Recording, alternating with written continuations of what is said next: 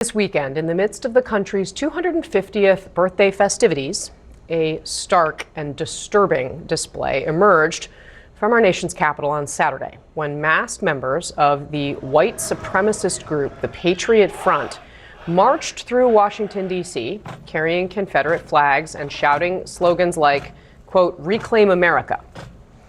One photographer captured this stunning, now viral photo of a young black woman sitting on a Metro car while the masked men surround her.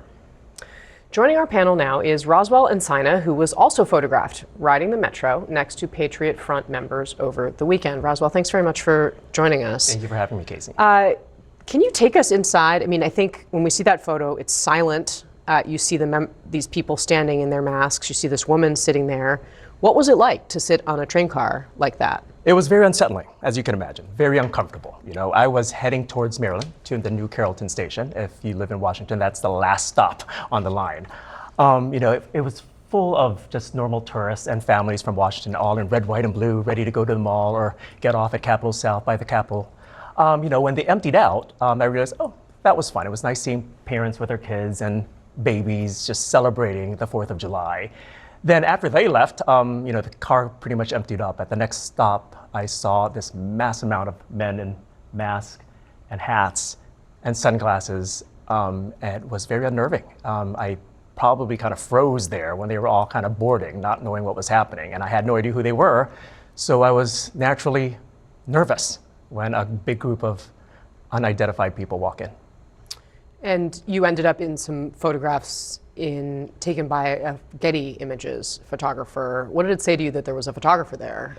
That's when it alarmed me. This is something, But the photographer also gave me some comfort, knowing that somebody was there with a camera, just in case something happens, because I was realizing if anything happens, I won't be able to identify any of them because they're all dressed the same. So it made me realize to start paying attention. What are they wearing? What's on their hats? What's on their shirts? Just to give me an educated idea who they were. And I was texting some friends, this is happening. I just want you to be aware that I'm in the middle of a metro by myself. So if anything happens, you know what's happening. Do you have any thought as you're on the train as to who they might be? Like I know you said you didn't know who they were, but what were you speculating when you see a bunch of white guys with masks and hats? I mean, clearly they needed to cover their faces for a reason, right? My mind immediately went to that they were white supremacists. I work for the U.S. Capitol Historical Society. So my first thing is, I need to remember this and try to document of what's happening. I'm not comparing myself clearly to real American heroes like Rosa Parks and folks who sat in at diners in the 50s and 60s, but I knew this was a moment that I have to kind of be present, turn off whatever I was listening to on my earbuds and make sure I was aware of what was happening. I'm sure their presence was unsettling, but how did they behave on the train, and what sort of sense did you get from them on the car? They were surprisingly very civil and very organized. They were just chatting among themselves like any other people who were sitting or traveling using the Metro. Just from what I could hear, many of them didn't even know each other. I could hear them introducing themselves to one another with their full names and asking where they're from and how they're doing. So, hey, one more question for you. Any insight into the woman who's photographed? Did you see her?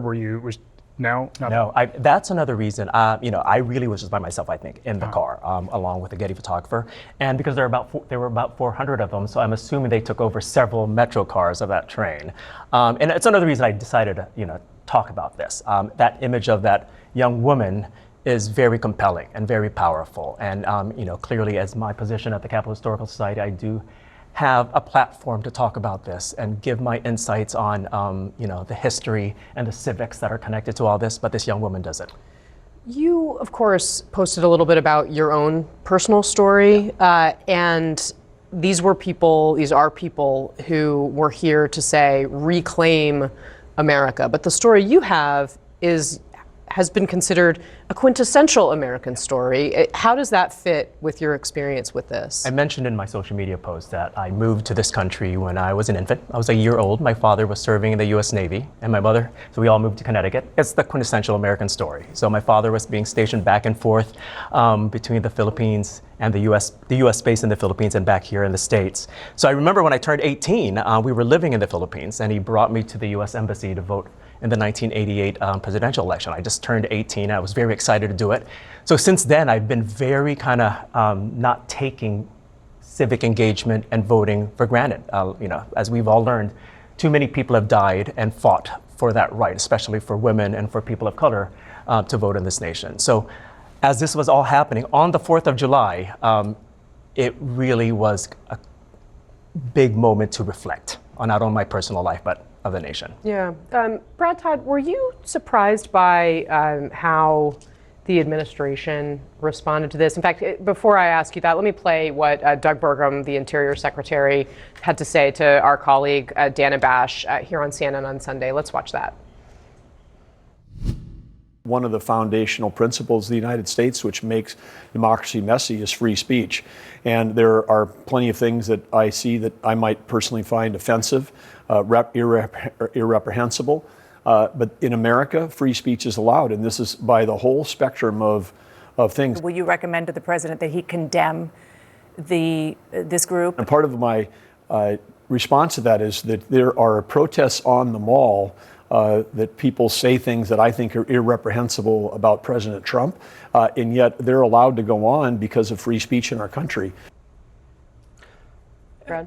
It's easy to condemn them, and I would condemn them instantly. And I think, but the rest of his comments are right. And if you live in Washington, D.C., as we all do, the metro on any given day is full of fruits and nuts who are coming here really angry about something.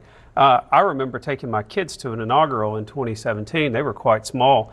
I just wanted them to experience history. And as you remember that day, there were more protesters probably downtown than there were supporters of the president. And they were very angry and they were very profane.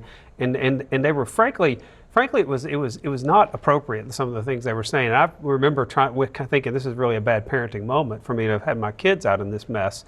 And so I don't think it's unusual for people to come to Washington to say controversial things. And I condemn these guys, and I condemn what they think and what they say.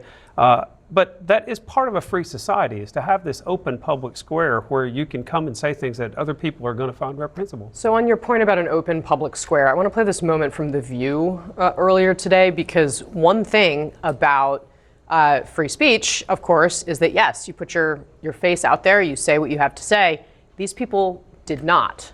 Let's watch this moment that includes one of our CNN colleagues, Alyssa Farah.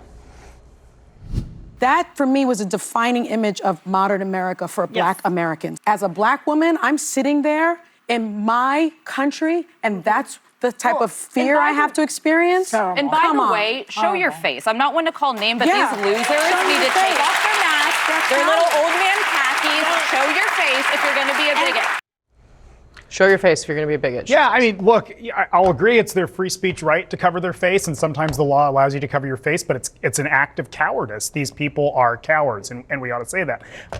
So agree. Just like using pseudonyms on social media or newspaper comments, you shouldn't do that either. You should use your own name. No egg for a profile photo. Put your face out there and be on it. No, I just no, absolutely. So it is what it is.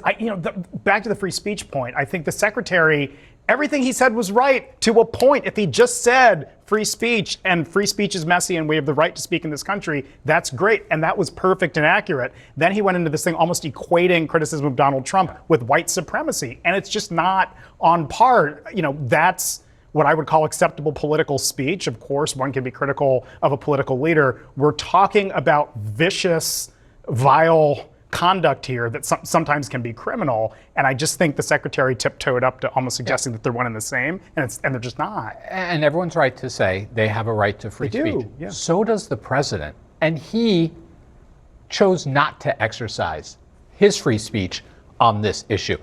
It's not like he's got a problem doing that in general, right? He'll jump on Truth Social to criticize anybody and everybody who disagrees with him.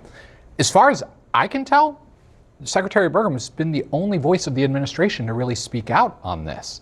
And the fact that the president on America's birthday didn't stand up to lift up American ideals that these guys are antithetical to is disappointing. Well, and I think it's also worth noting, and we saw this in the run-up to January 6th, that there are people who hear what the president says, stand back and stand by. They hear what he doesn't say, and they certainly interpret it as a permission structure from the very highest levels of our government that in the past has been something that has not been there, or at least not in the recent past, as we have grappled with all of this.